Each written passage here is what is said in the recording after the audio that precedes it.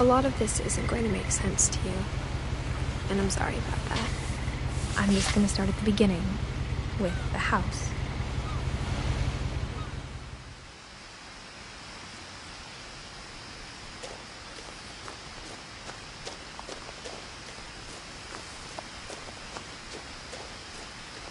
I lived here until I was 11, but I wasn't allowed inside half the rooms.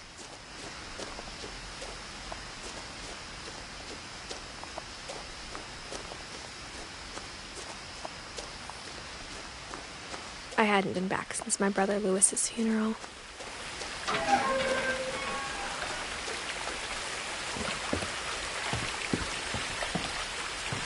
In her will, my mother left me a key, but didn't tell me what it unlocked. Maybe she thought I'd know. Or she thought that the mystery would be enough to bring me back.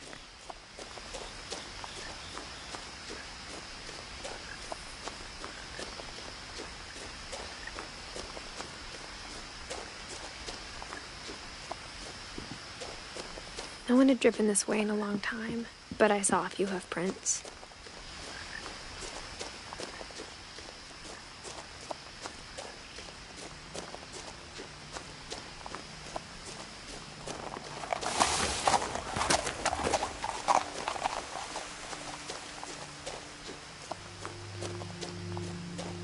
The truth is, even after I inherited the house, I never thought I'd come back to it.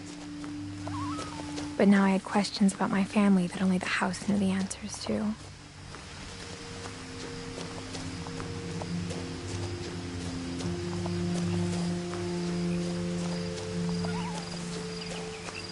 The house was exactly like I remembered it, the way I'd been dreaming about it. As a child, the house made me uncomfortable in a way I couldn't put into words.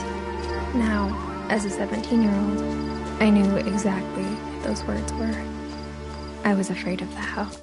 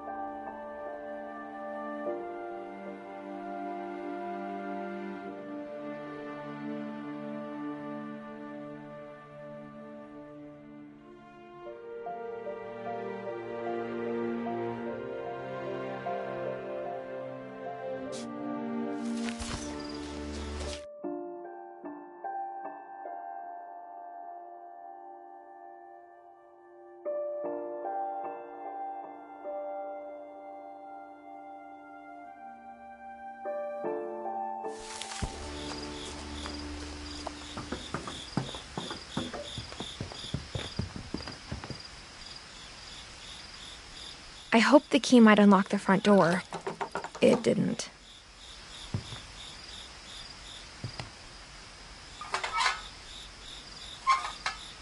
Looking in, I felt like the house itself had been waiting for me.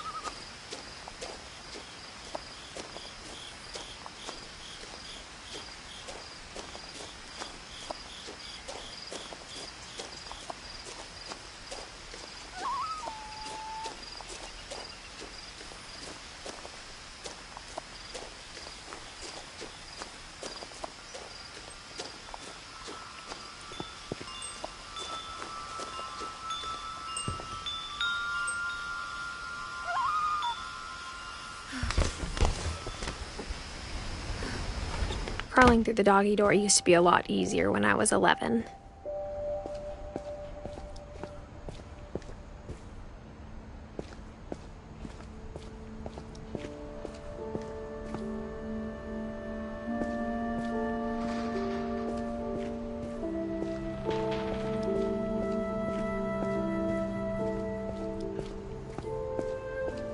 For the first time in years,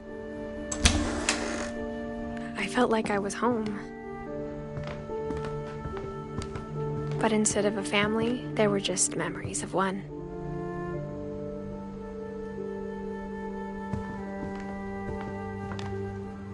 Like how only one restaurant would deliver to our house, so we had Chinese a lot. Or how after Louis started working at the cannery, we all got sick of eating salmon. Except our cat, Molly.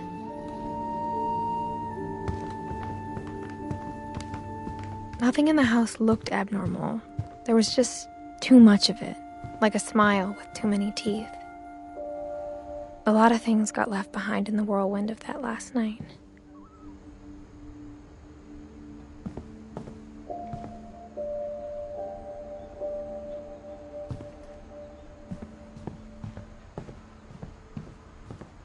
Mom always told me to stay out of the basement, so I wasn't too surprised when the key didn't fit.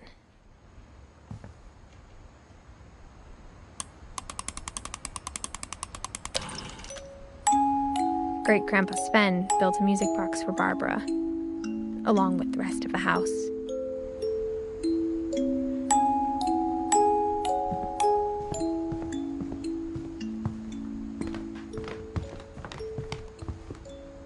Even the fireplace had a story. Edie told me the bricks came from the original house, after it sank.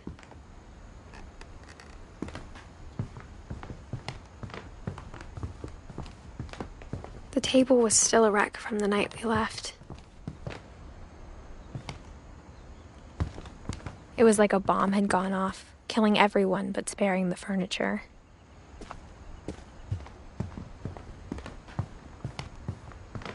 My mom was the only one of us who could imagine Great-Grandma Edie living in a nursing home.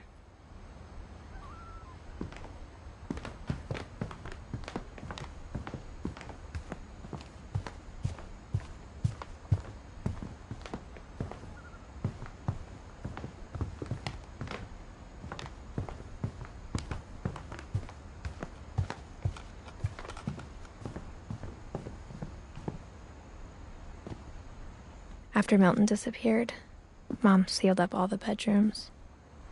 Then Edie retaliated and drilled peepholes.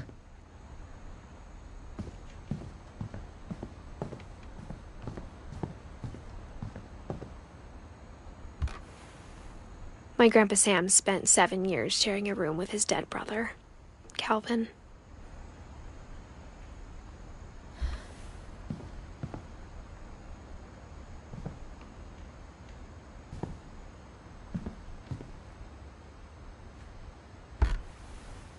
As a kid, I just assumed every house had peepholes and sealed rooms you weren't allowed inside of.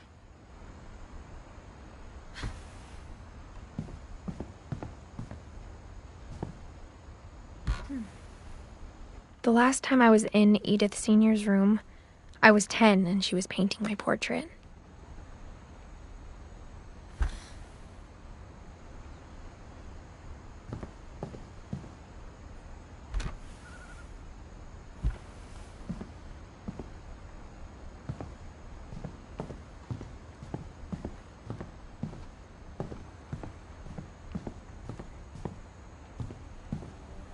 I spent a lot of time playing in Great Uncle Walter's room.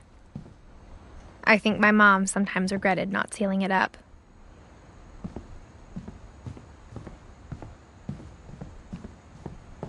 Louis told me there were secret passages, but I never believed him.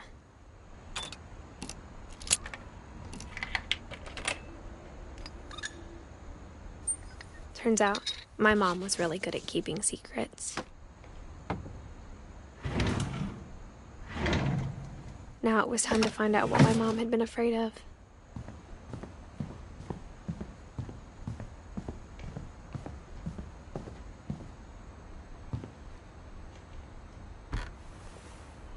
Molly always seemed like a girl I could imagine being friends with, if she hadn't died in 1947.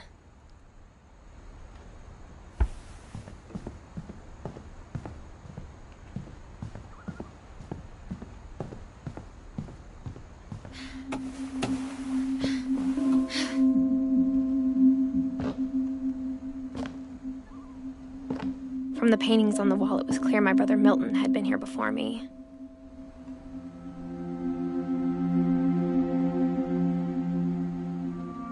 Reading this, maybe it sounds like I had a plan.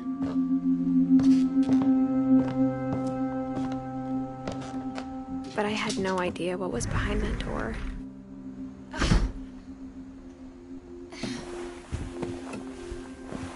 Just like I had no idea where all this was gonna lead.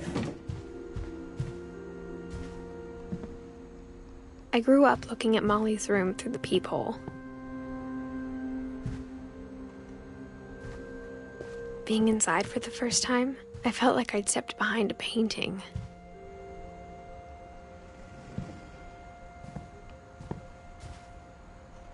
Molly's gerbil had a tiny bedroom with its own even tinier gerbil cage.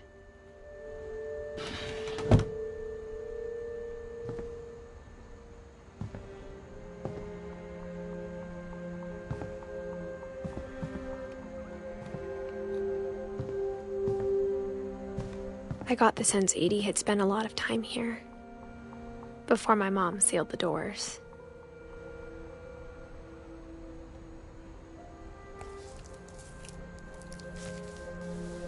December 13th, 1947. Dear Diary, I'll be gone soon, but I wanted to tell somebody about what's gonna happen. It started when Mom sent me to bed without dinner. I woke up and I was starving, so I looked around for something to eat. The gerbil food was dry, but I didn't mind it.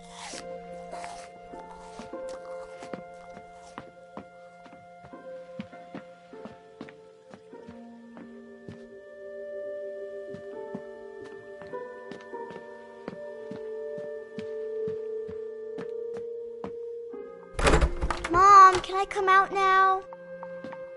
Sweetheart, it's late. Go to sleep.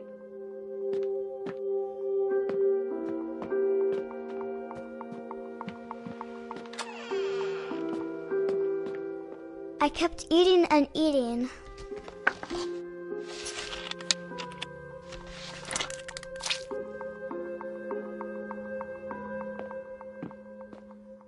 I ate a lot of things that night.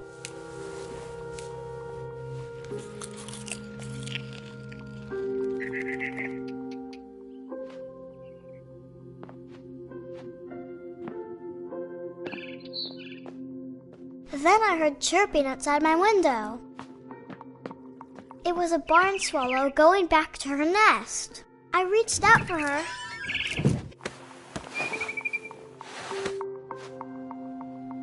And suddenly, I was a cat.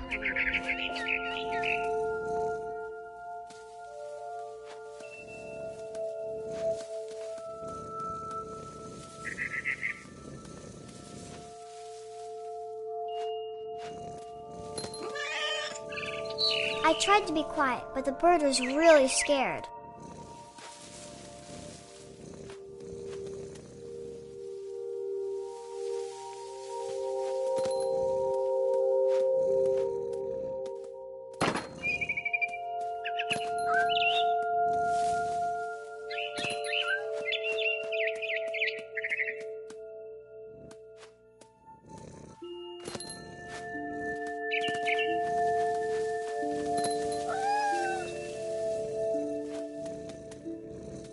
Mom and Dad didn't even look at me.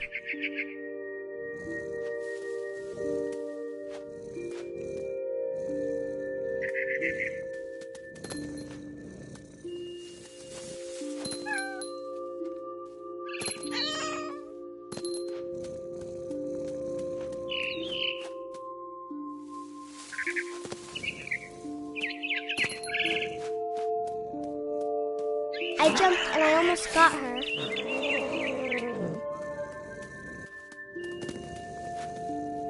I could tell she was getting really tired.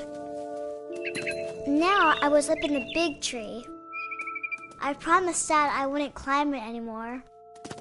All I cared about was eating that mama bird.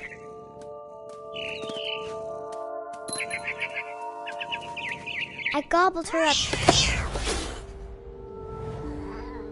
and suddenly I was an owl. First, all I heard was the wind. Then I heard little teeth nibbling in the grass.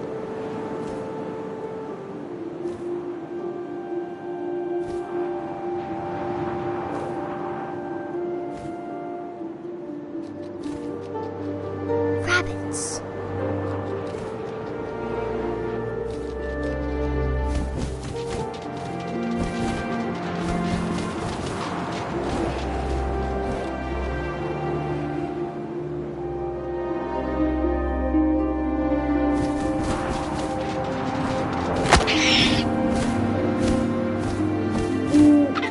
I imagined his face looking up and seeing mine through my talons. I swallowed him up, and I didn't chew one bit. Then I flew off to find something bigger.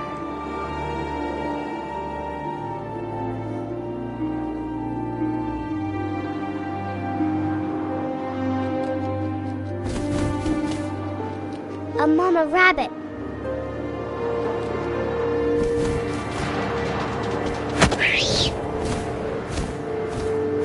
She was almost too big to carry.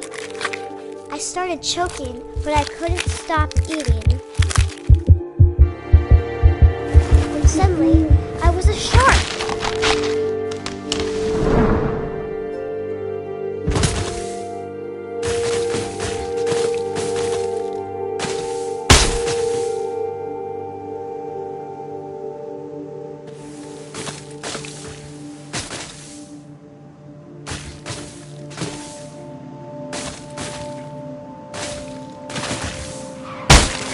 I rolled off a cliff and into the ocean. Now, I was hungrier than ever.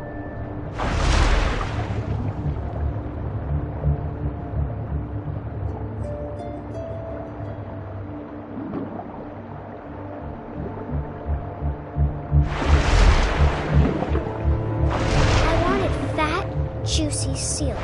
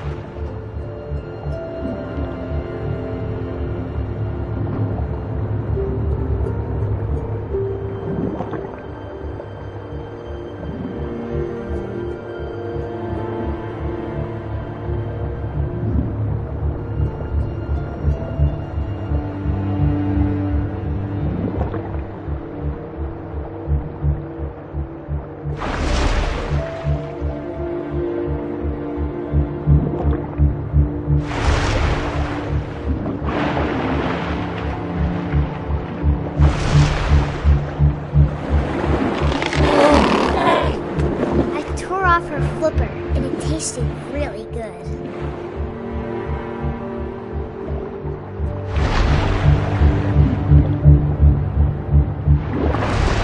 I grabbed on tight, but I was so hungry, I jumped out of the water.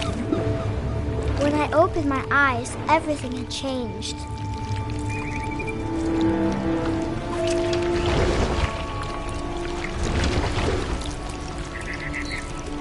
Now I was a monster, and I smelled people everywhere.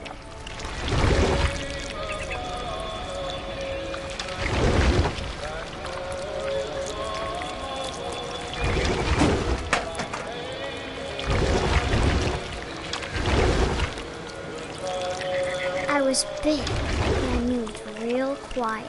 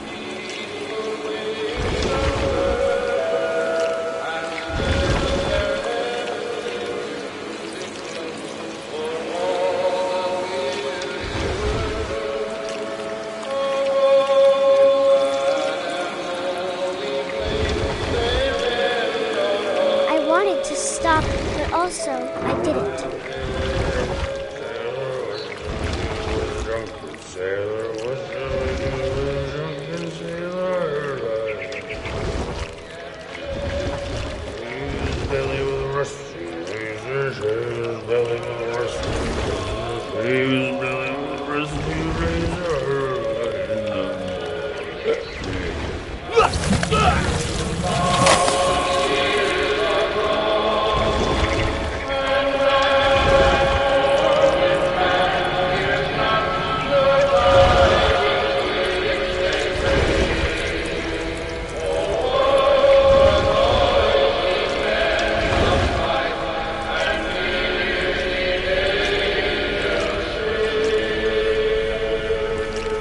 After the last passenger, I was still hungry. And to cross the water, I smelled something new. Something I had to have, so I swam towards it.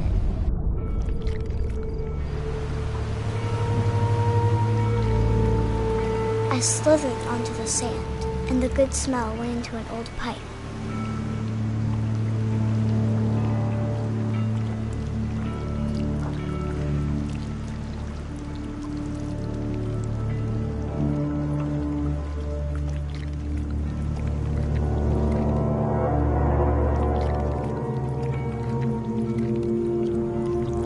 I got closer and closer.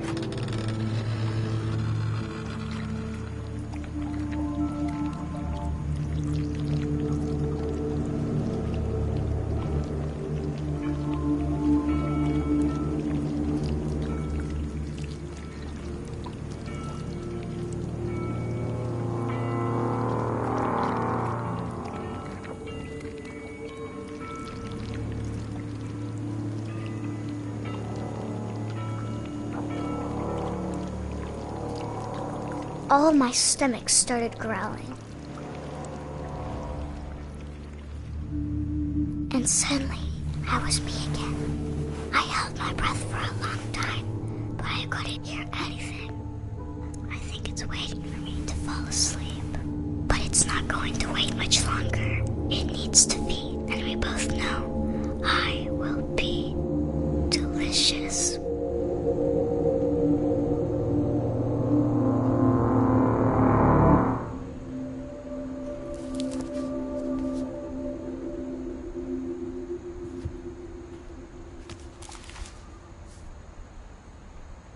I'm not sure if I believed all of that, but I'm sure Edie would have.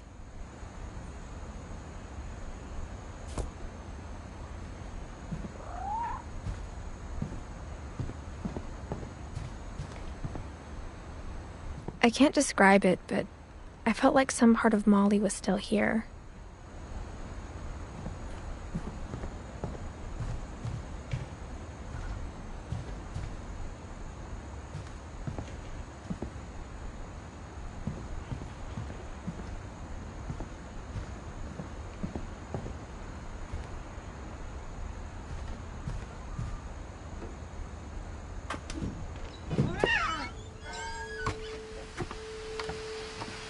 This would be obvious later, but my mom never told me any of these stories. Edie would have, but Mom didn't like bringing up the past. Though, when we adopted a stray kitten, she was the one who named it Molly. I spent a lot of time in Great-Grandma Edie's room. Edie gave a big interview about a mole man living under the Finch house. My mom was furious. Louis died a week before we left, but Edie had already started to memorialize him. Edie knit me a new pair of gloves every year, just in time to replace the old ones. Her room was like a museum. For 500 years, the Finches have been famous throughout Norway for their fortune and misfortune. Odin Finch buries the latest victims of the family curse, his wife Ingeborg and their newborn On January son. 7th, 1937, he set sail with his family. But 40-foot waves off the coast of Washington send the house Odin's daughter Edie, with husband Sven and baby Molly, step ashore on their new home, Orcas Island. Odin Finch is the first to be buried in the new family cemetery.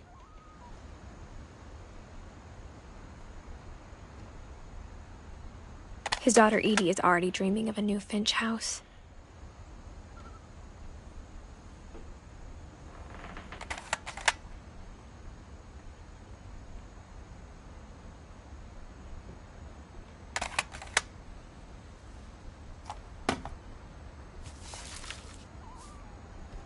Whatever's wrong with this family, it goes back a long ways.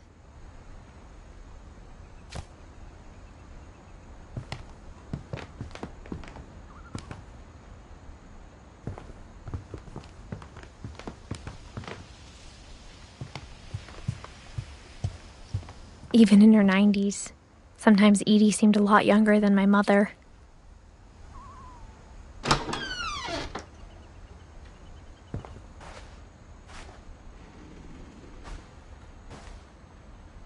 The only trace Grandpa Sam's first wife, Kay, left on the house was the pink bathroom. It was a pretty big trace.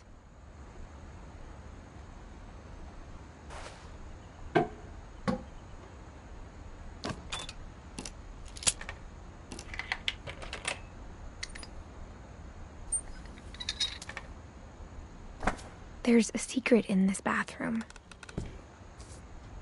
It's in the last place you would look. It isn't in the cupboard. It's hidden in this book.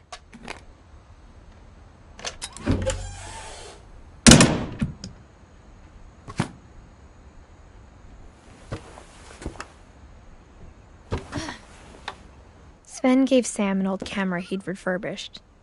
He never put it down.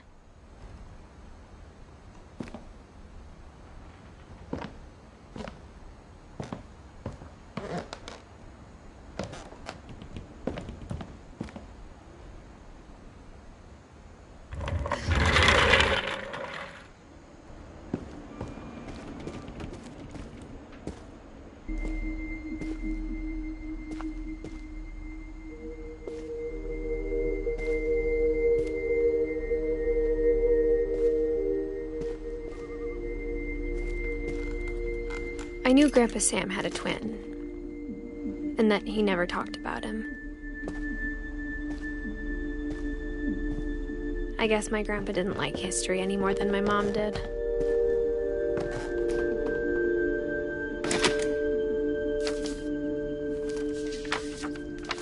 How I Want to Remember My Brother by Sam Finch. The thing I remember is that when he made up his mind, that was it.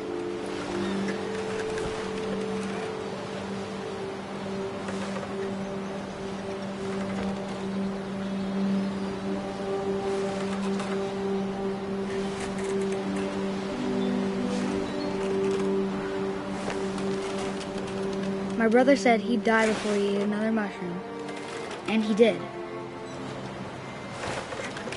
At Barbara's funeral, we swore we'd never be afraid again, and he wasn't.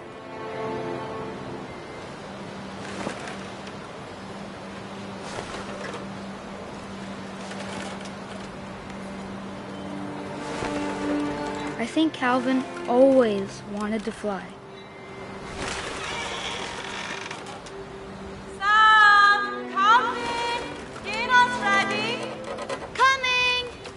But that day, he finally made up his mind to do it. I told him going around was impossible. Maybe if I hadn't said that.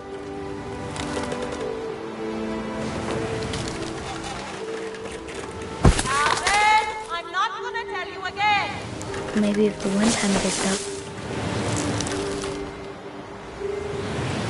Then maybe he'd still be here. But I doubt it. I think he'd already made up his mind.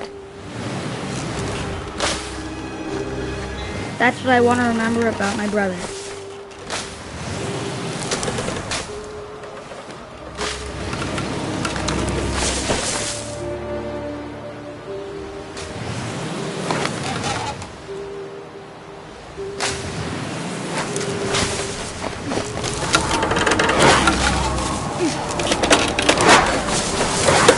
The day he made up his mind to fly. And he did.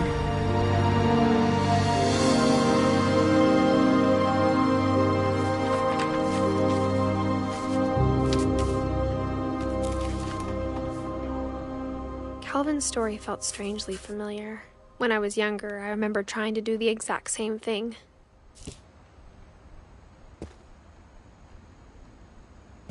After the funeral, Edie roped off Calvin's half of the room.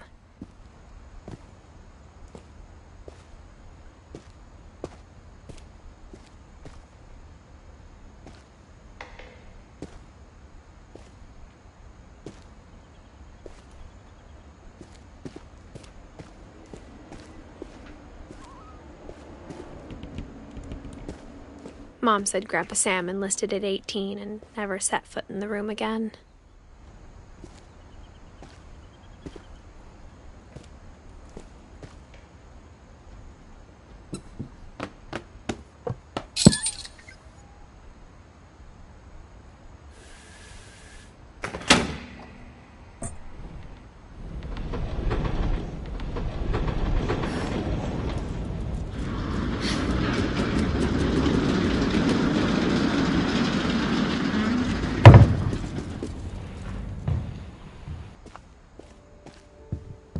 The passages were a pretty tight fit. They'd obviously been built for smaller hands and bellies.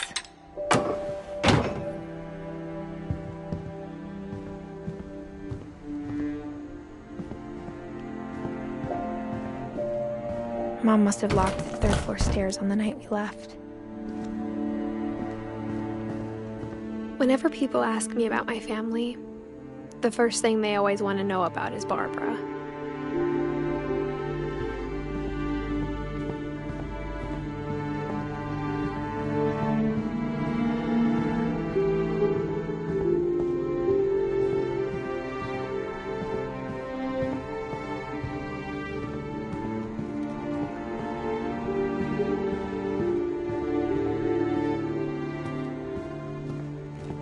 Edie's father, Odin, built the original house.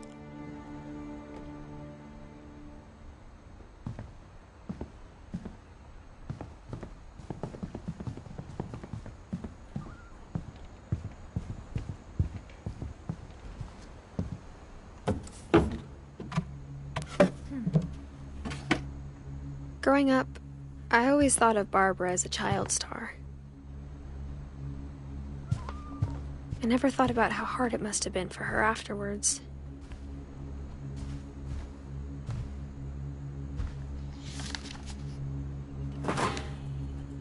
Of all the stories people wrote about Barbara's death, I'm surprised Edie saved this one.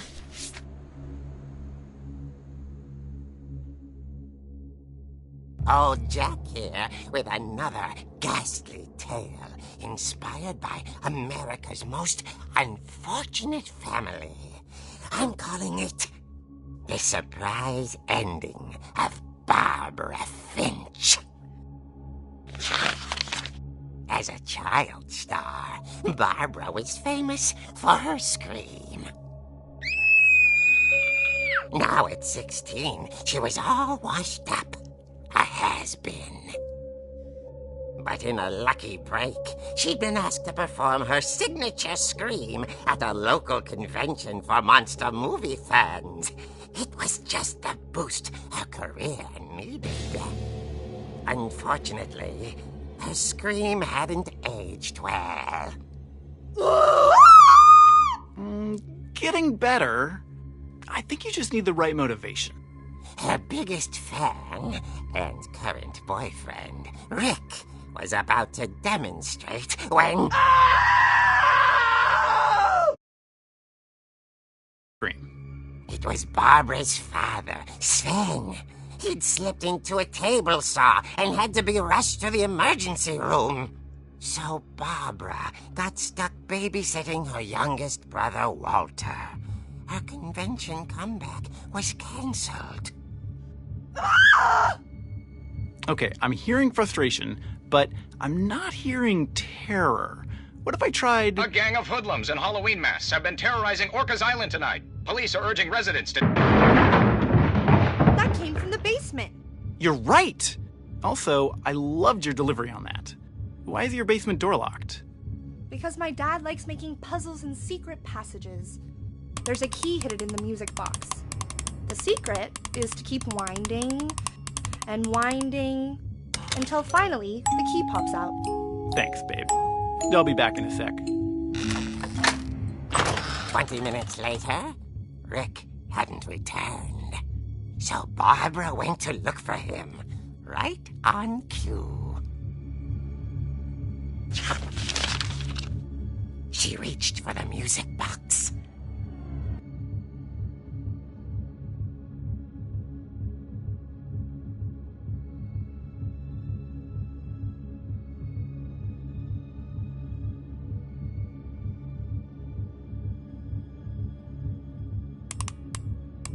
And as she wound the key, she listened for Rick, but the house was silent.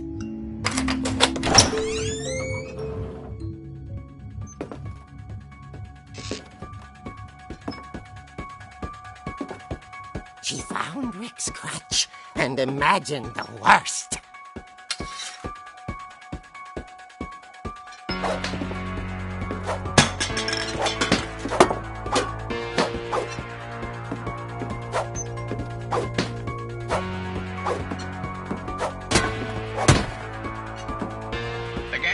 The infamous Hookman killer, Dr. Carl Hamill, who impaled and then ate his family 10 years ago tonight.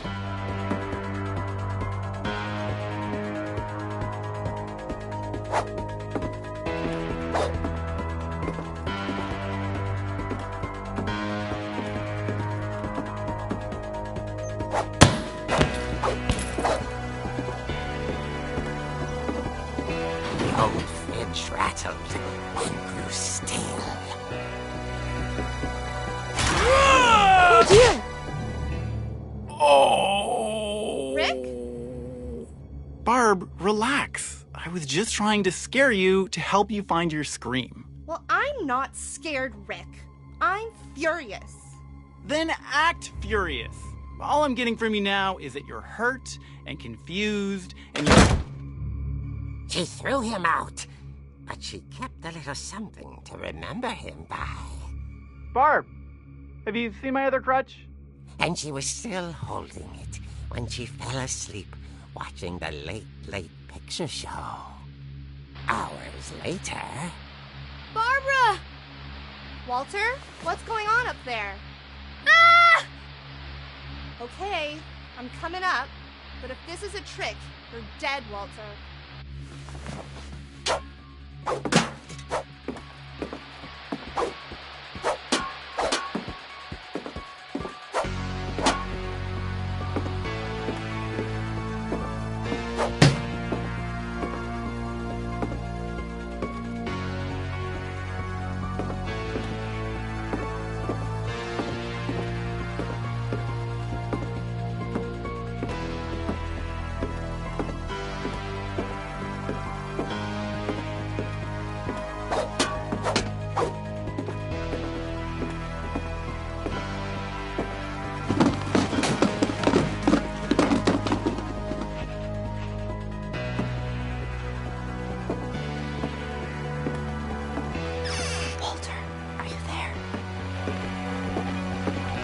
Walter had vanished, but his bedside radio was still on. Orcas Island police describe the man as 6 feet tall, with a steel hook for a hand. Residents are urged to lock all doors and windows and notify the police of any suspicious activity. Barbara turned, saw the hook man, and was speechless. He was quite smashing. And here he was. He couldn't get enough of Barbara. Okay, Barbara, there's got to be another way out of here. That night, she played her part beautifully.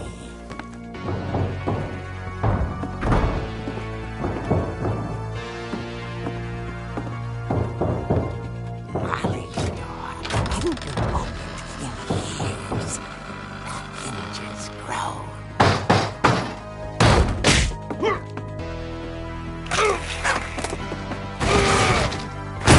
He wasn't moving, but she sensed the story might not be over yet.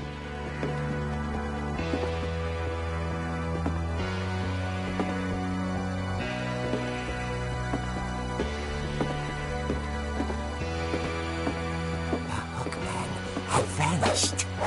She listened for his breathing, but But all she heard was...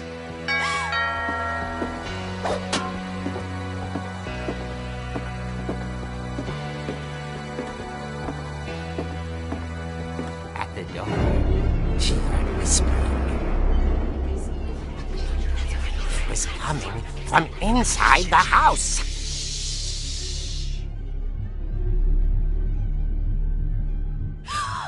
Oh dear.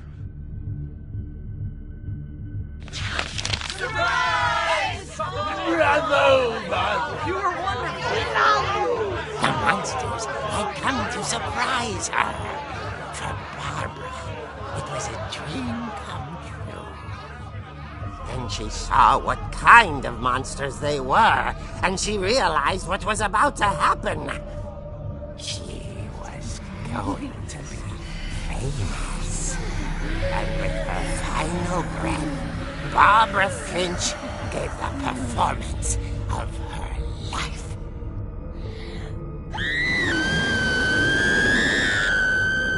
I wasn't there myself, but I hear Barbara was magnificent. Poor girl. She had a taste for stardom. But unfortunately, so did her fans. Of course, the police blamed it all on poor Rick, who disappeared the same night. And little Walter, hiding under his bed the whole time.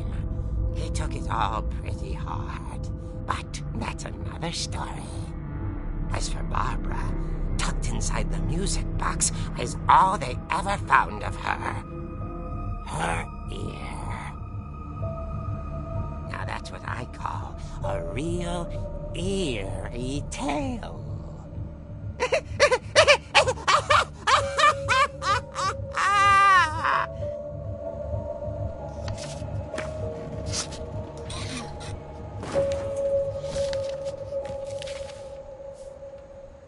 Edie told me all Barbara wanted was to be remembered, as absurd as that comic was. Maybe what Edie saw was a happy ending.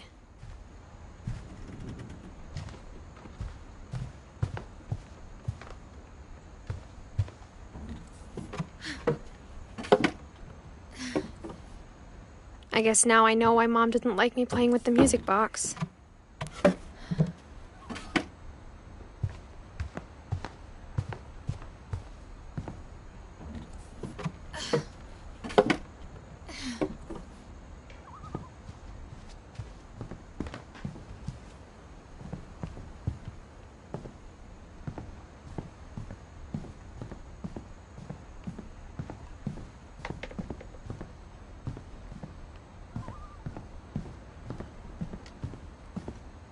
It's funny. All those times I played with the music box and never found the basement key.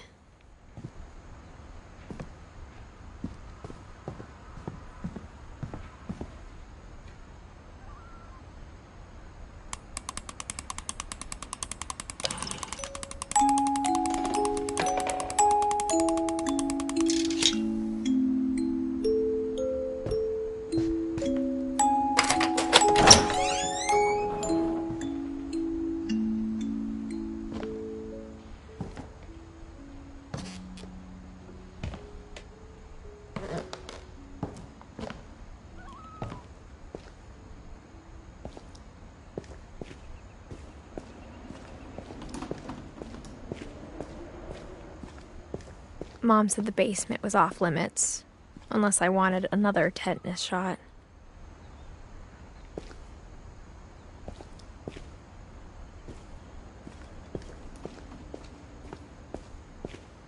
I saw Edie sneak down to the basement once, carrying packages.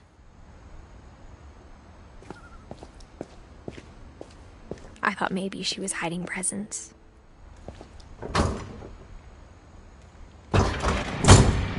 It turned out she was hiding a lot more than that.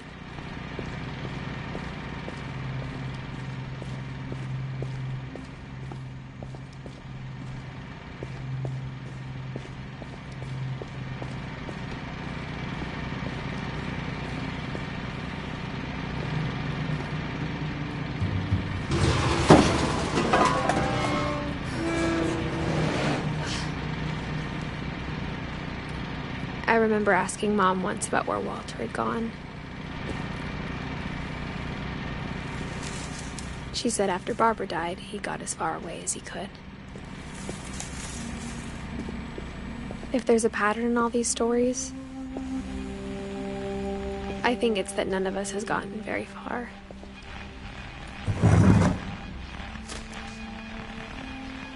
Goodbye, everyone. I can't believe I've been down here for 30 years. On that first day, after the shaking started, I didn't think I'd survive a week.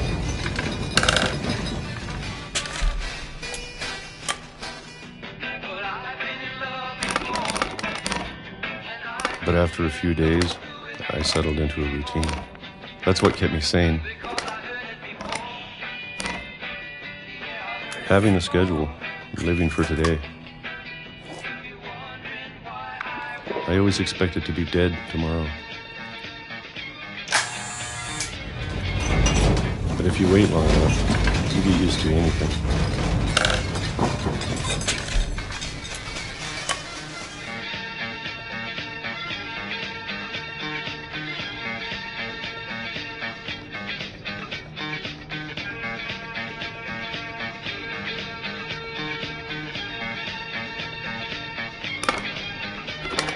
Even a monster on the other side of the door starts to feel normal. Almost friendly.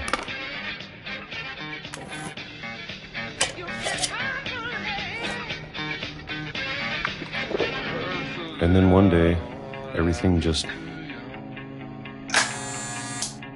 stopped.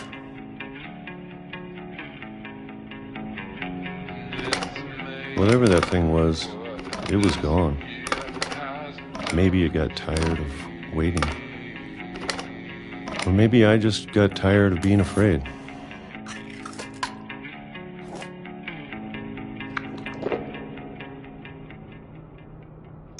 It's been a week now, the longest in 30 years.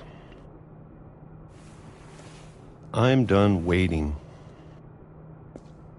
I have to leave while I still can.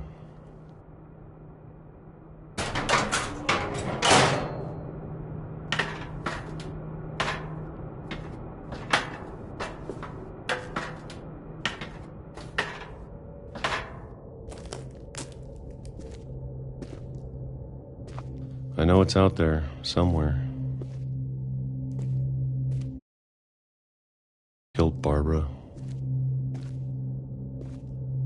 And Molly. And Calvin. Maybe this is all a mistake. But I need to stop living the same day. Even if it kills me.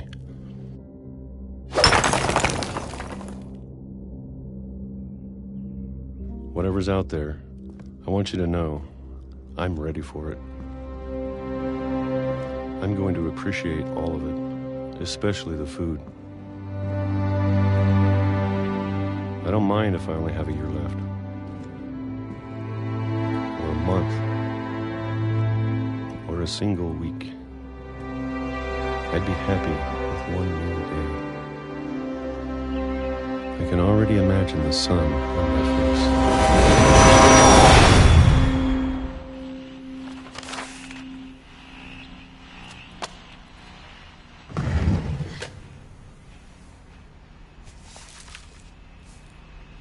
Walter died when I was 6. I can't believe my mom never told me he was down here. I'm sure my mom was trying to protect me.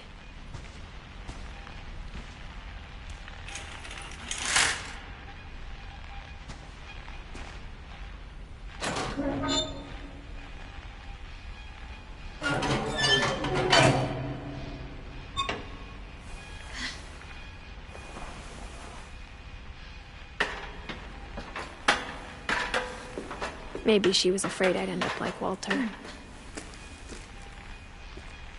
But if she never told me about an uncle under the house, I can only imagine what else she was hiding. I don't want to make the same mistakes she made.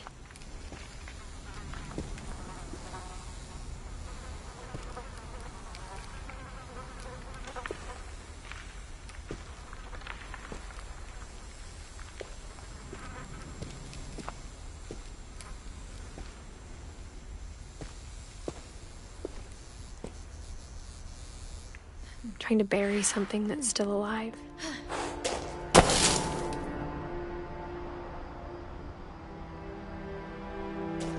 Now that there's only one of us left, or maybe two, I thought it was time I heard the stories for myself and found out what happened to everyone else. But now I'm worried the stories themselves might be the problem. Maybe we believed so much in a family curse, we made it real.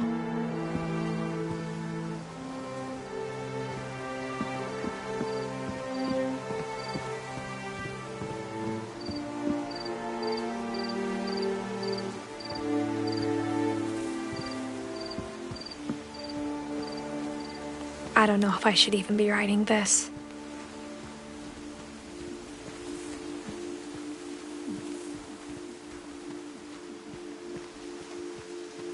Maybe it'd be better if all this just died with me.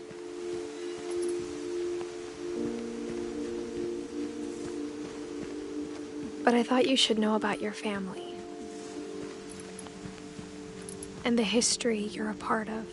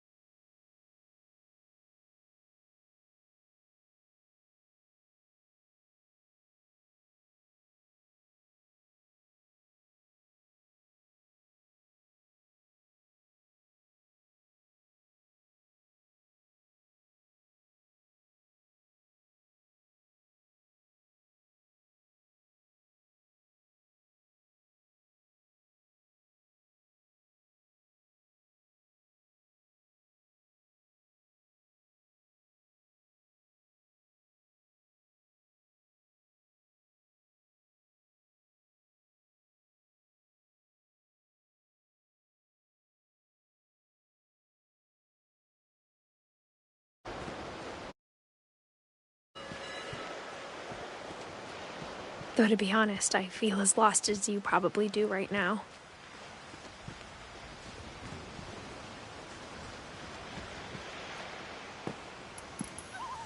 I think the people in these stories believed them, for what that's worth.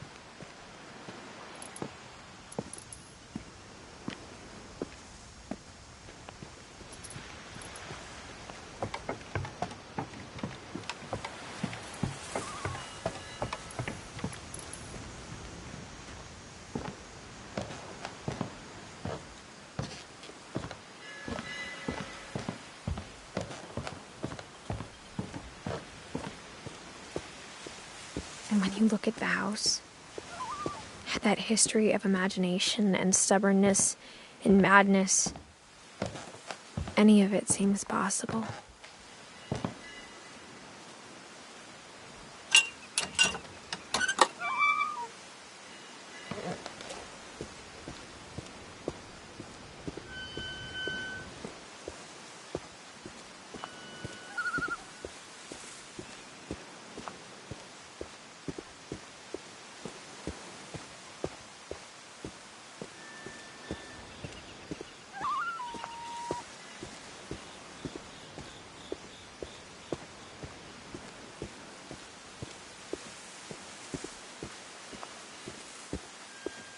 I think we've been surrounded by death for so long, we've just gotten used to it.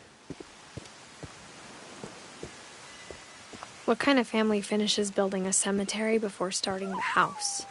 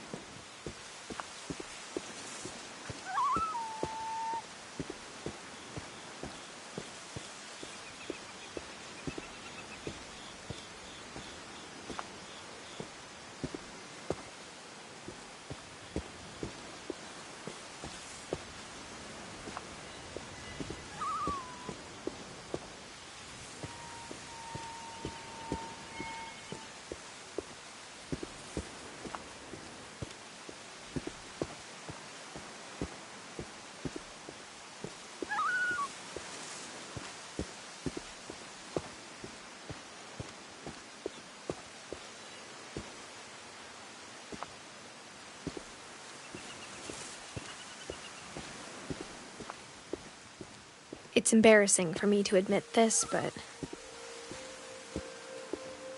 the pet cemetery made me more uncomfortable than the human one. 3 of the gerbils are mine, and 2 had been my fault. Sven built the house, but it was Edie who designed the cemetery.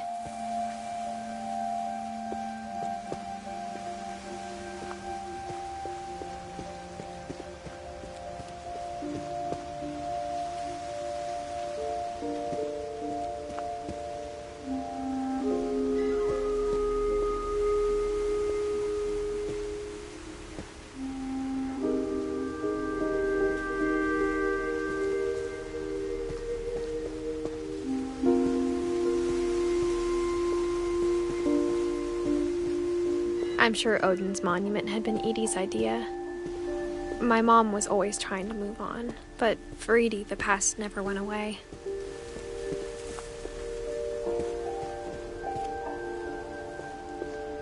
She could see it poking out of the water at low tide.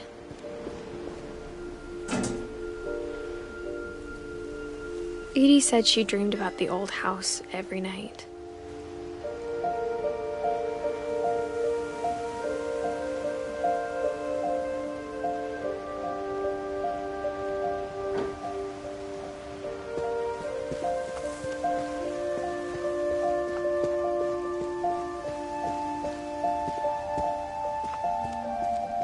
Edie's side was always easier for me to understand.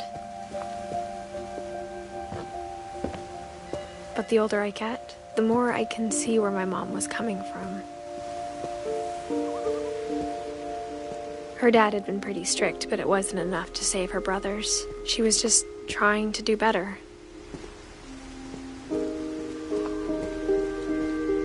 She lost 2 of her brothers, just like I did. I get why she tried so hard to protect us.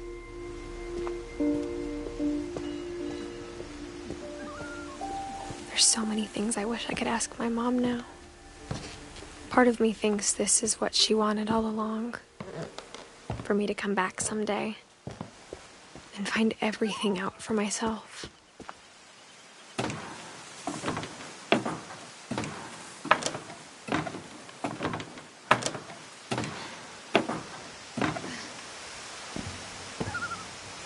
But looking back on it now,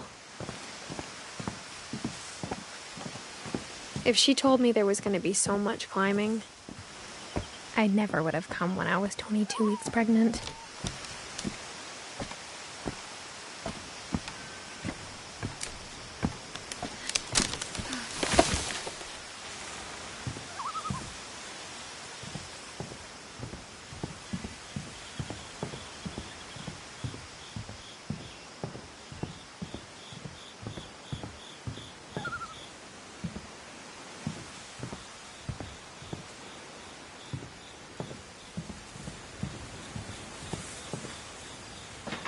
I never met Grandpa Sam, but I think he and my mom had a lot in common.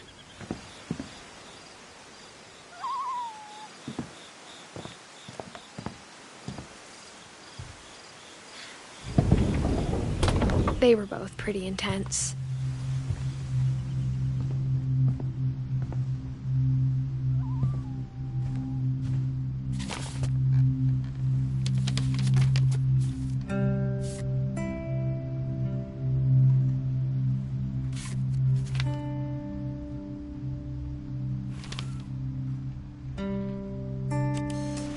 Dawn, I promise, you'll never forget this weekend. Yes, sir. These memories are gonna last a lifetime. Am I gonna have to shoot anything? It's a hunting trip, Dawn. Shooting is strongly encouraged.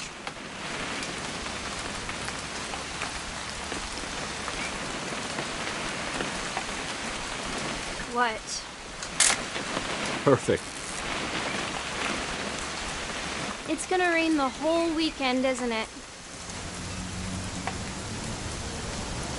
I will never forget this weekend, Dad. That's the spirit. Please just take the damn picture. Hey, smile, Dawn. Okay, got it. I'm gonna take some pictures, okay? Just be careful. That camera's older than you are.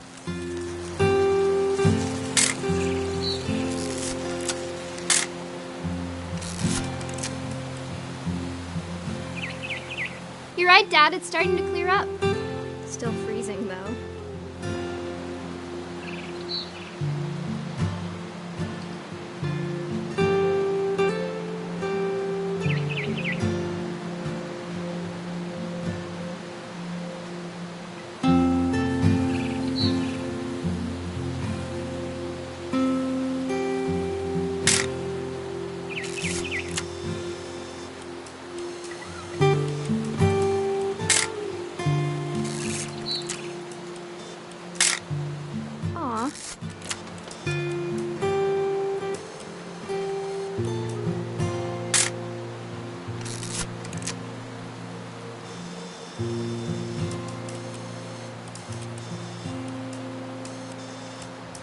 definitely should not have drunk all that coffee. Hold. Hey! That's a keeper. I'm just saying, I'm not always gonna be here, Don. You'll need to remember this stuff, if you want to survive. I'll be fine, Dad. You know who else thought he was gonna be fine? Some guy who died. Don, I'm being serious. I know, Dad. You're always serious. Doesn't being out here make you want to chill out? Well, to tell you the truth, I haven't been out here in 20 years.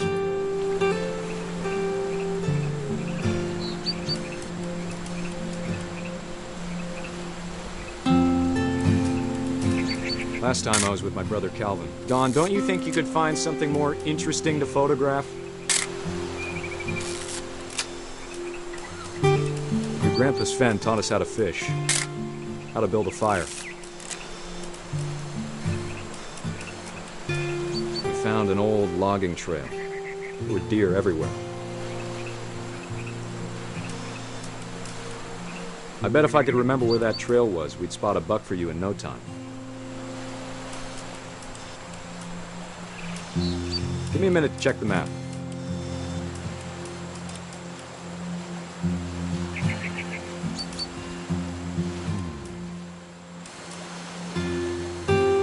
Dad! Good eyes, Don.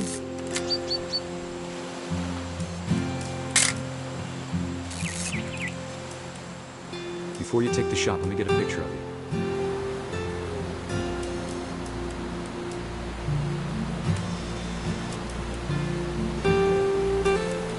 Dad, Just breathe. Turn off your imagination. Focus on your target.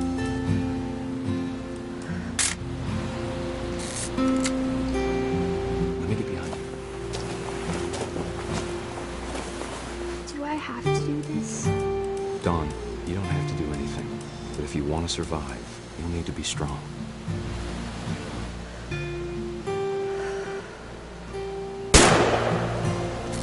Great shot, Don!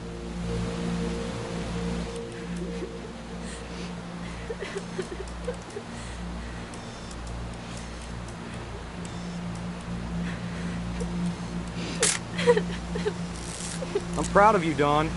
Always remember that, okay?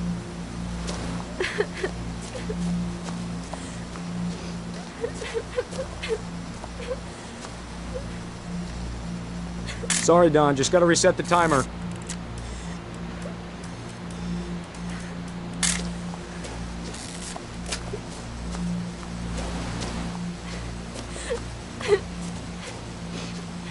Dad, it's twitching.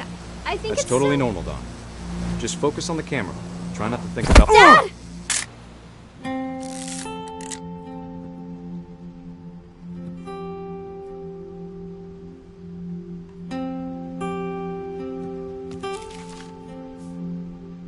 Of all these stories, that's the one I wish most that my mom had told me.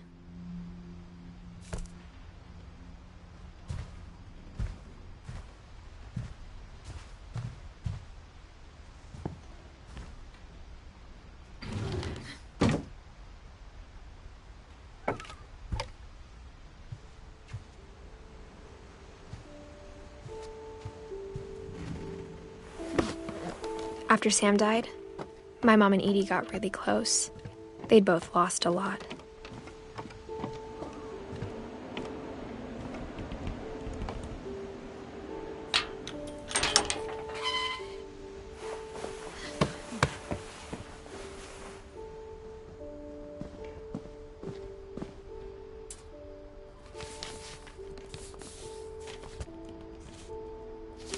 Dear Kay, do you remember the way Gregory used to laugh when he thought he was alone? Like something funny was happening, but only he could see it.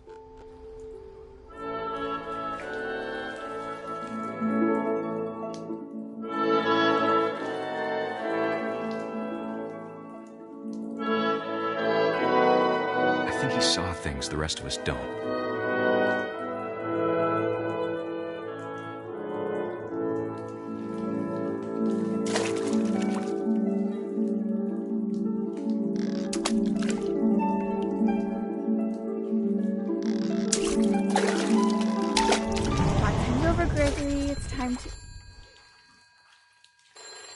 Hold on, sweetie. Hello?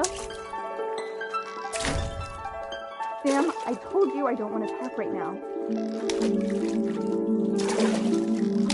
I wonder what he saw. What his world was like.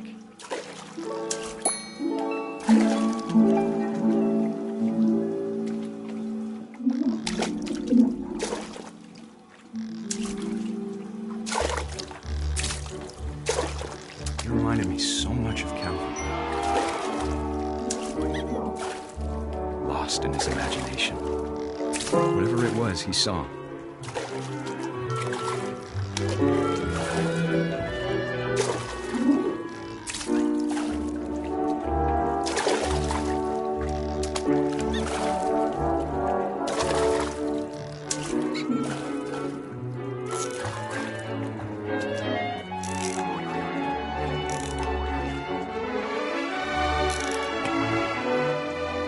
It sure made him happy.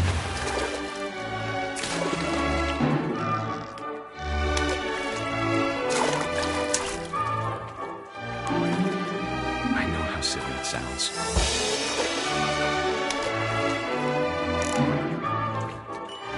But I worried about the baby being too happy. But I could feel him slipping away. Sorry about that, Gregory. I know you did everything you could. Maybe if I hadn't called that night. Damn it. I wish he could have told us. I don't want About the world he saw.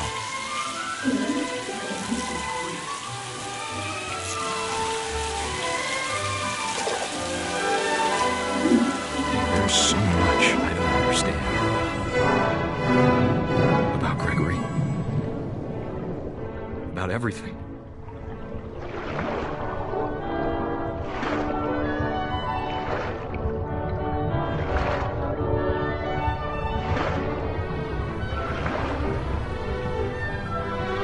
But I know what happened wasn't my fault.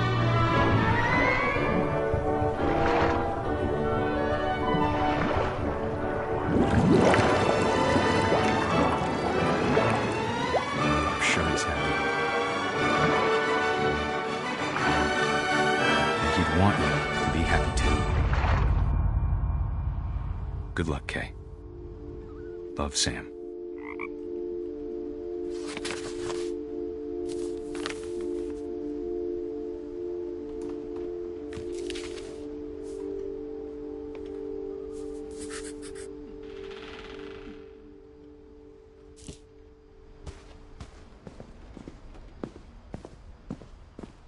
I can't imagine my mom ever writing poetry, and yet...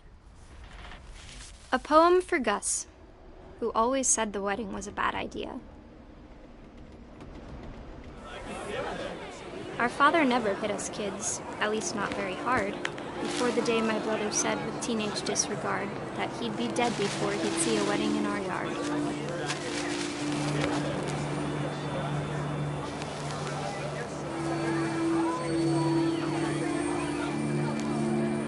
My father made him come, of course, but Gus stood far apart, just flew his kite and bottled up the storm inside his heart.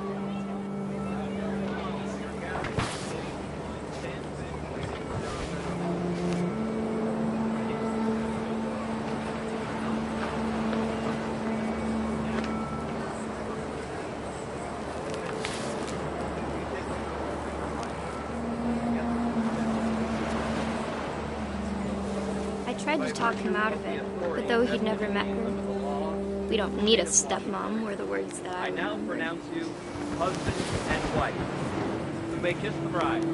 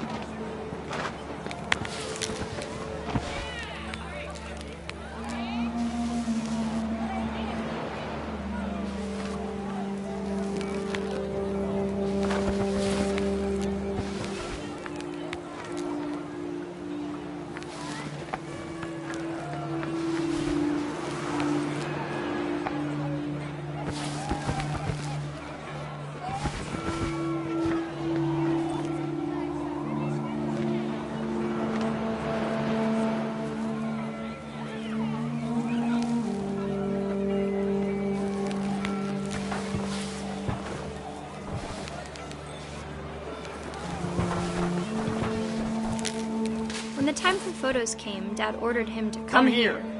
But Gus declined, and as a sign held up his middle finger.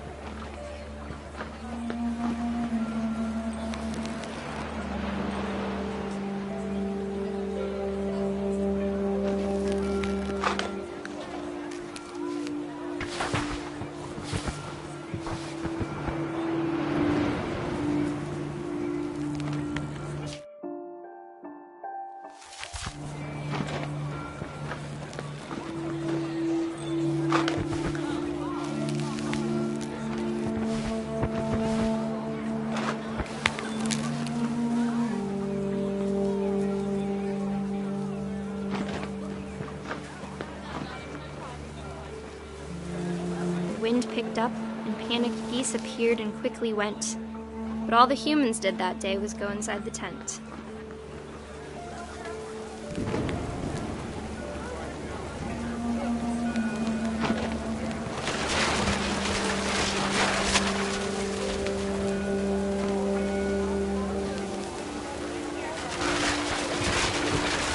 Rain came down in buckets then, but no one seemed afraid that nature might destroy the tent our dad had crudely made.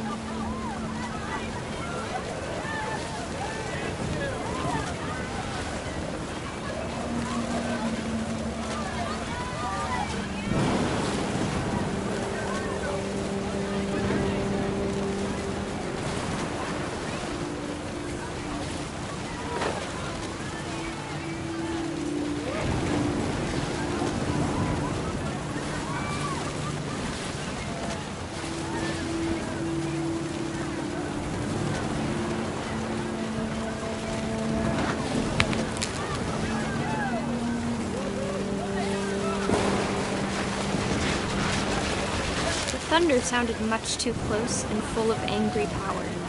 But all my father said to this was, "Make the music louder."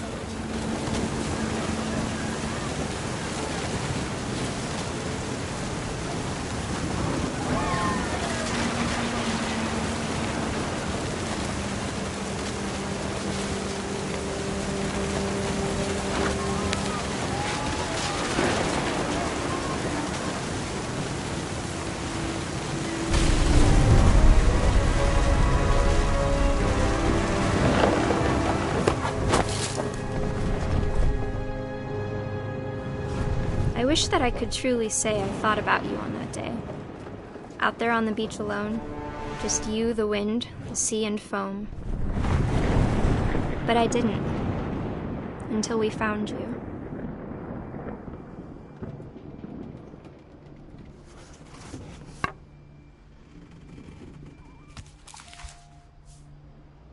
She never talked about him, but Mom told me once if I was a boy, they were going to name me Gus.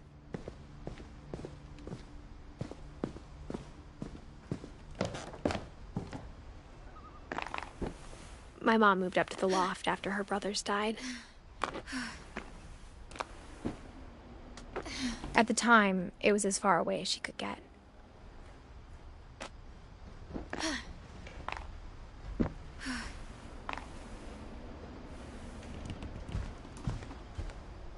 She spent a summer building houses in Calcutta, where she met my dad, Sanjay.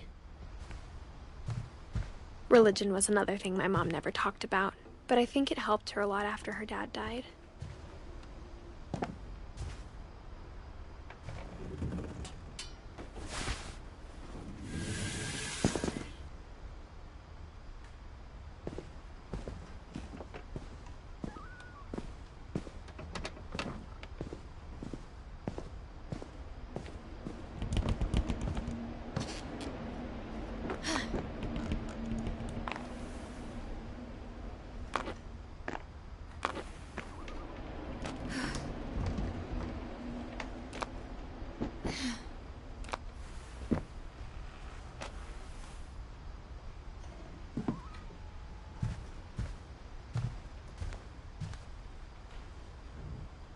My mom moved to India a week after graduation and got a job teaching English. Louis was born a year later. When my dad died, I don't think Mom knew where else to go. I'm sure Edie was happy to have her back. The house had to get a little bigger, but Edie was used to that. And for a while, things were good. Almost normal, but it didn't last. The beginning of the end was Milton's 10th birthday, when Edie gave him a castle. After Milton disappeared, the only thing he left behind was a room full of paintings.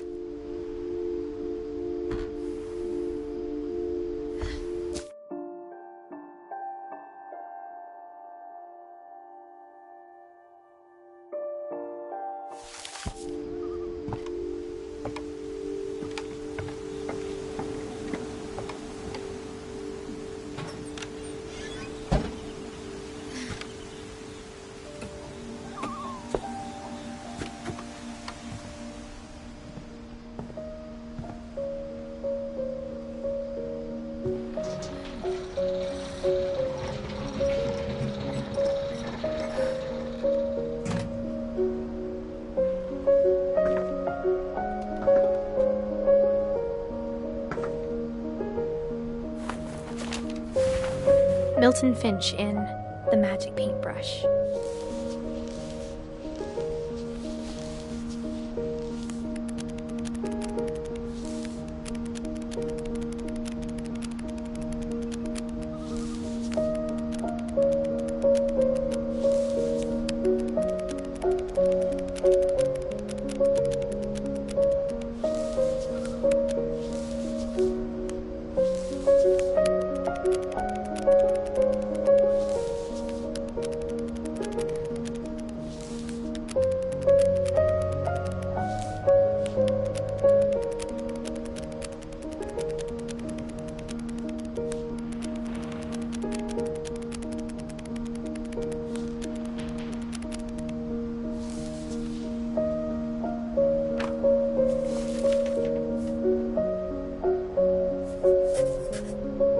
I was 4 when Milton disappeared.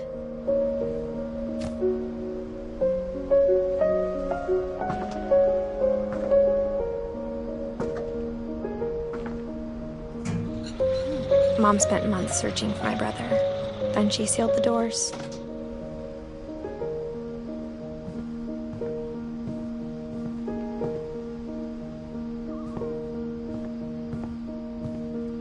Whatever Milton had found in the house, Mom didn't want it getting out.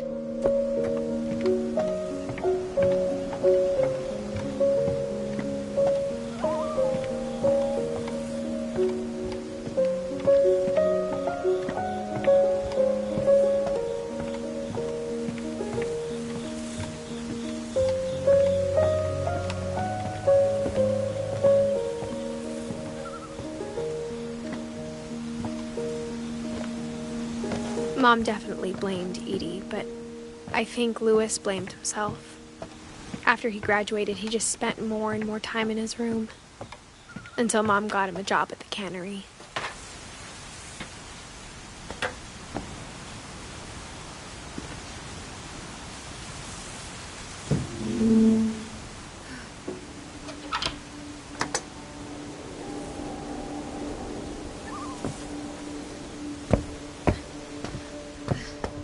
Lewis's room smelled very, very familiar.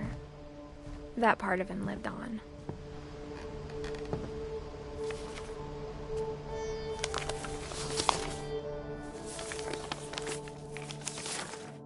Dear Mrs. Finch, as Lewis's psychiatrist, I can understand your desire for an explanation. As I see it, the trouble began in January, shortly after we convinced your son to seek treatment for substance abuse. Newly sober, I believe Lewis first noticed the monotony of his daily life.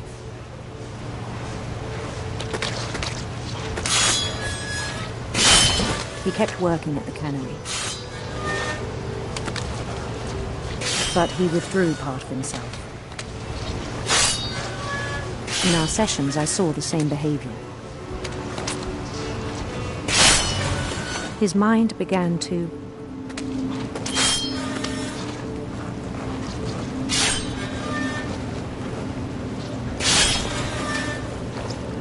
wander.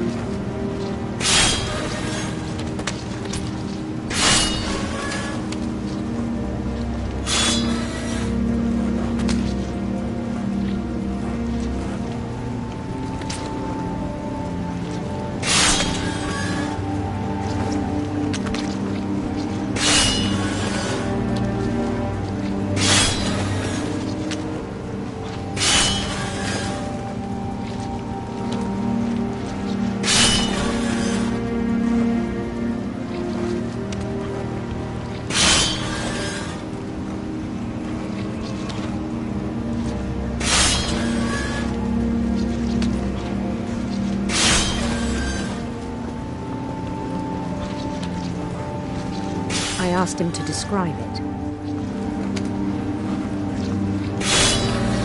He said he started small.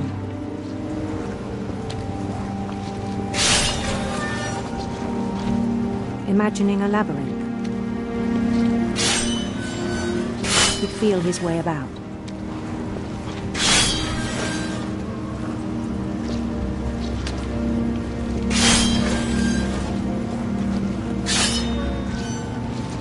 Then something moved. Bats.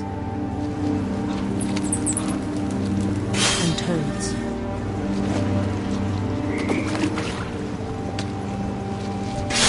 And things that have not names.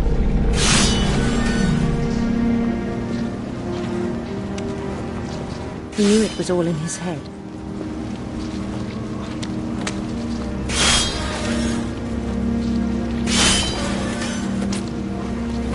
He took it very seriously. I had hoped he'd find himself.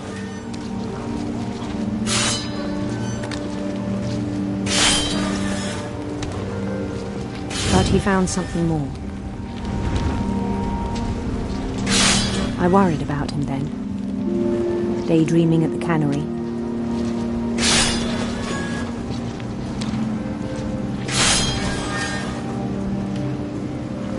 I spoke with his boss.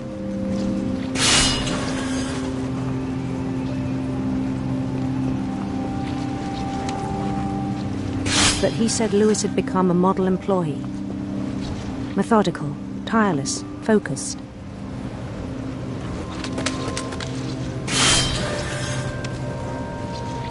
Like a whole new Lewis. So I let him go on.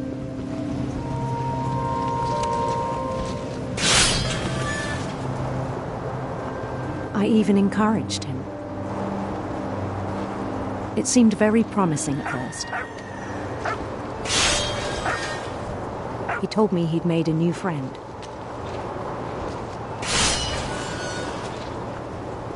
On the edge of a city he named Lewis Topia. He built the city up slowly, brick by brick.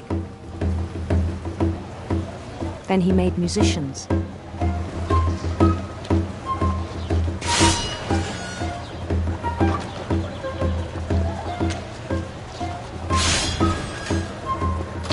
And songs for them to play.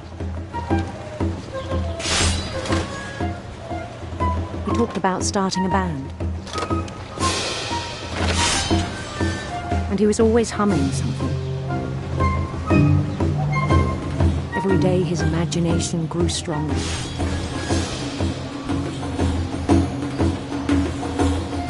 He no longer spoke at the cannery.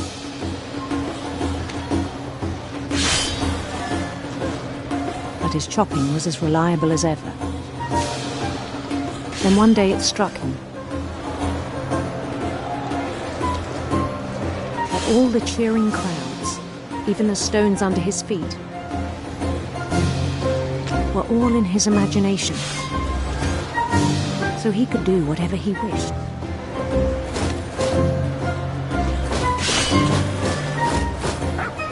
He held an election for mayor. And he won. They begged him to stay, but his mind was already wandering. It became a game for him.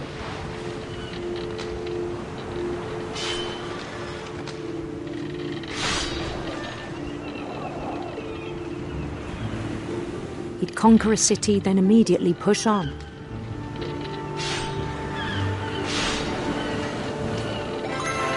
New Louisville.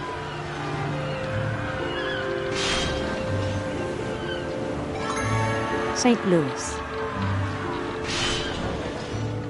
He started drifting away from our reality.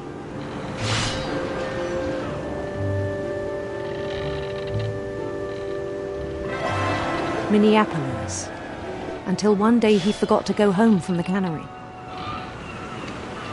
Even as his mother pleaded with him, part of Lewis kept sailing on.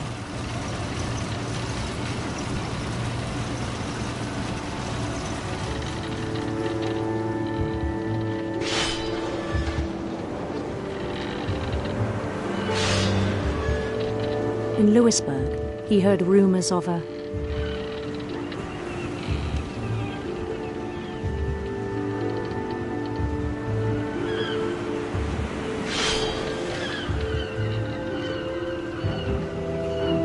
handsome queen.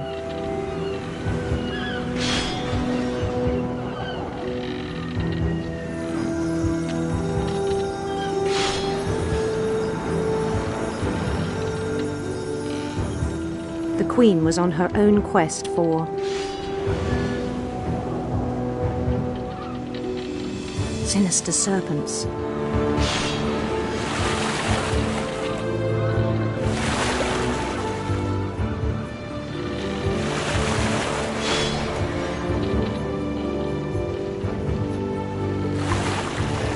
He followed the sound of her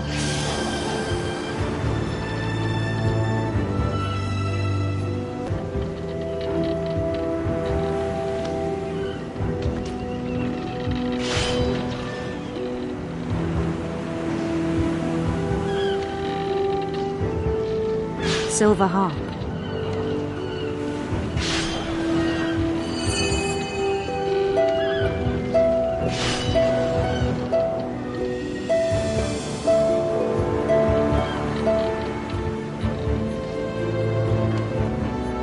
His chase led him to a golden palace east of the sun and west of the moon. Even then, his logic remained sound.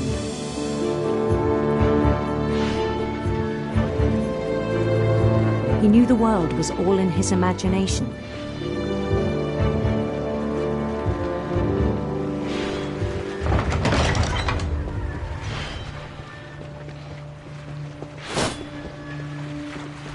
But he was so proud of having created it.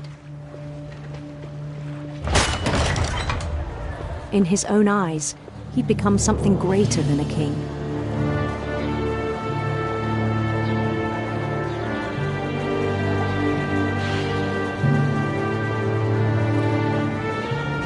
For someone who'd never known success in the real world, I think it was overwhelming.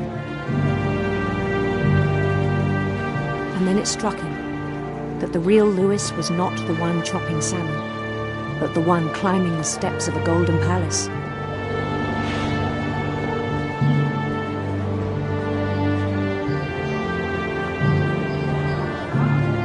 My imagination is as real as my body, he told me. It was hard to argue with him.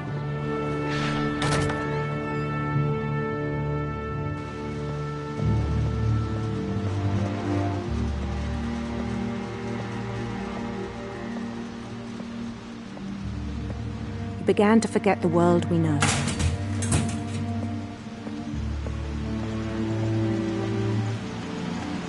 I think it pained him to remember Louis, the cannery worker.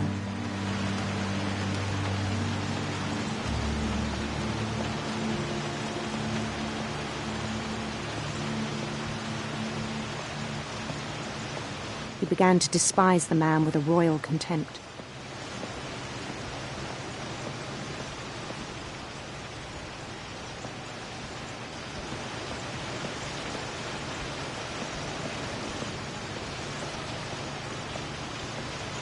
I still thought I could save him.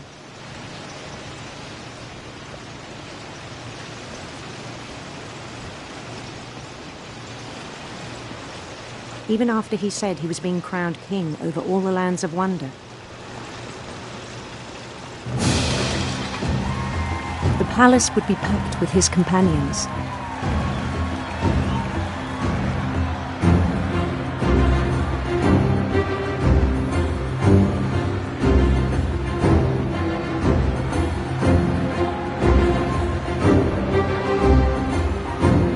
Including the wise Calico who'd insisted on advising him.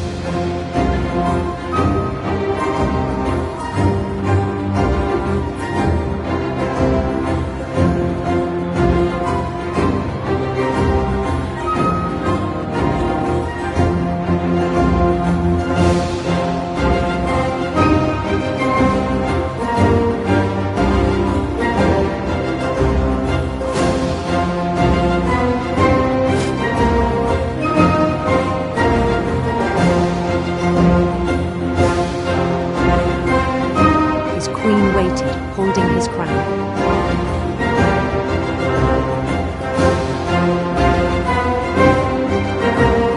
There was only one thing left to do.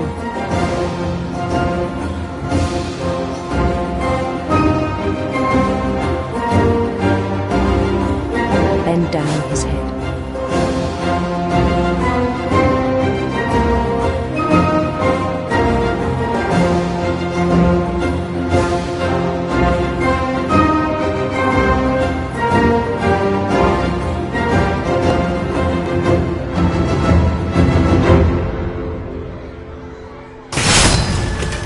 I think you know. Mrs. Finch, your son was a kind man who will be missed by all of us who knew him.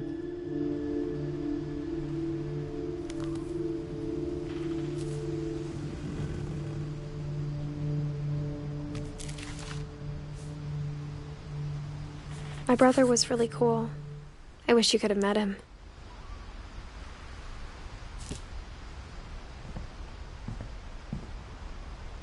Louis and I spent a lot of time playing games together, but he was surprisingly bad at them. He died a lot.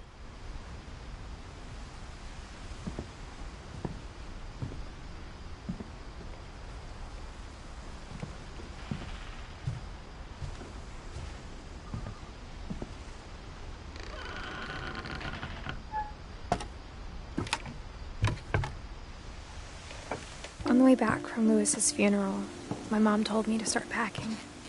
She waited until the day before we left to tell Edie. I'm not sure if she wanted to make it easier or harder.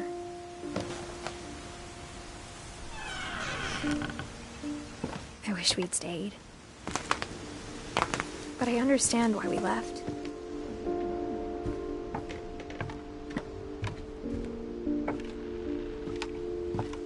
What happened that night had been coming for a long time. Maybe it should have come sooner.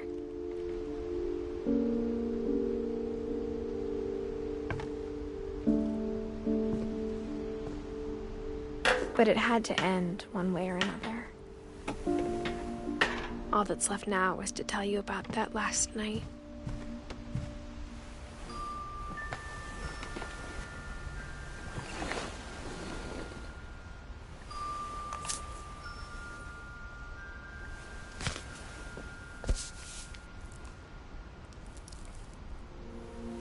That whole last day, Edie just watched us pack and didn't say a word.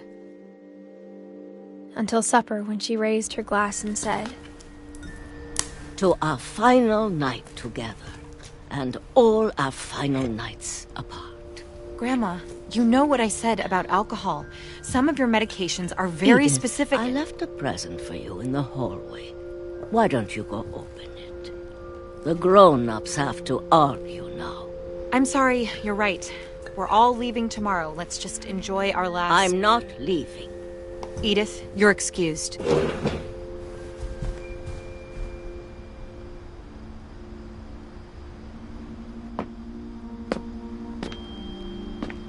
The power had been shut off that morning, but Edie always had plenty of candles. When my mom sealed the library, I don't think she knew about the other entrance.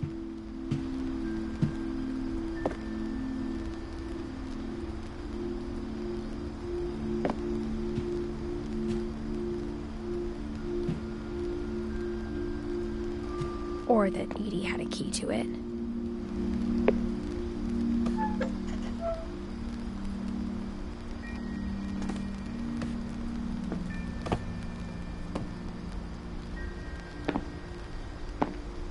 That thing you're afraid of isn't going to end when you leave the house. Edith has a right to know these stories. My children are dead because of your stories. I think it's best if Edith and I leave tonight. We'll have the nursing home send a van for you in the morning, okay?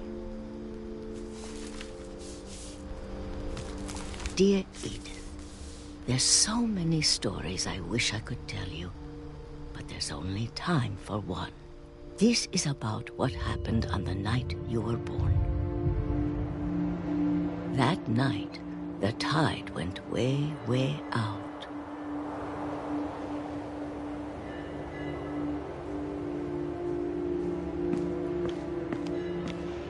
It was the first and last time I ever saw the old house aground. There'd been an earthquake out in the middle of the ocean. They called it the lowest tide in 1,000 years. God, it smelled awful. You know, I've seen that house every day of my life.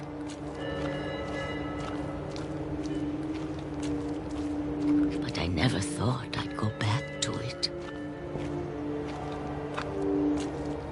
When the fog rolled in, I lost my way.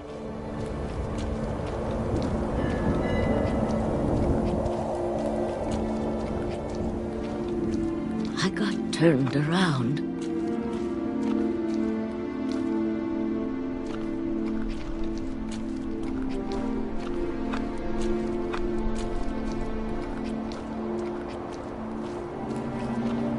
For a while, I wandered.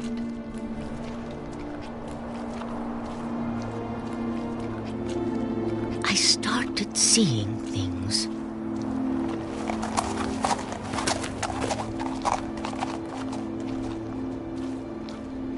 Things I'd forgotten had ever existed.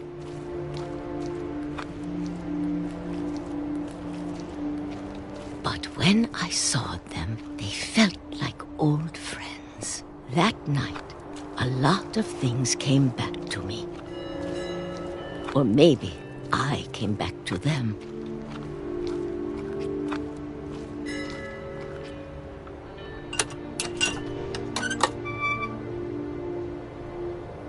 Things I can't explain, but that I need you to try and... Edith, what are you doing in here? It's mine. Edith! Mom, you're gonna rip it! Let go! I kicked and screamed, but Mom dragged me to the car.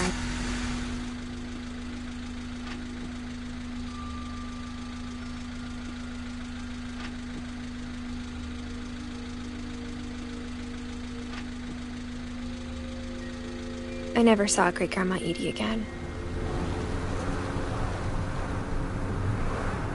The next morning, the van came to pick her up, but she was already gone. After that, we moved around a lot.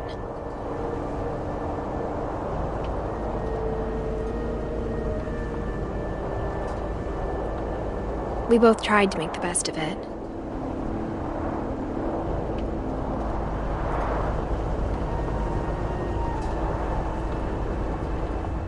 A few years went by.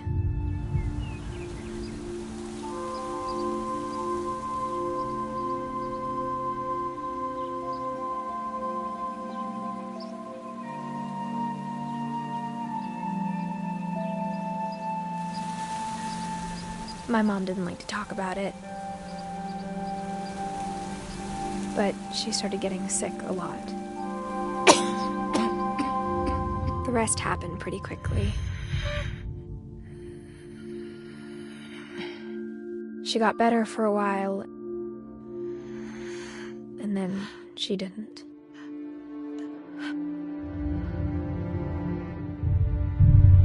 And then I was alone.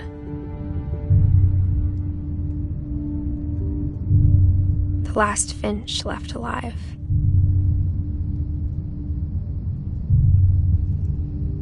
Until I found out about you. I'm still not sure what to tell you about all this. If we lived forever, maybe we'd have time to understand things. But as it is, I think the best we can do is try to open our eyes. And appreciate how strange and brief all of this is.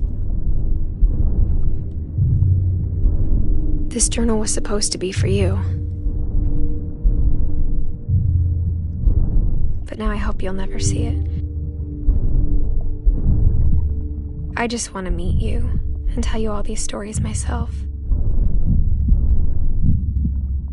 But I guess if you're reading this now, things didn't work out that way.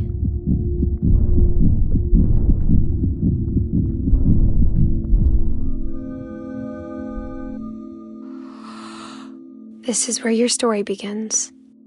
I'm sorry I won't be there to see it. It's a lot to ask, but I don't want you to be sad that I'm gone. I want you to be amazed that any of us ever had a chance to be here at all. Good luck.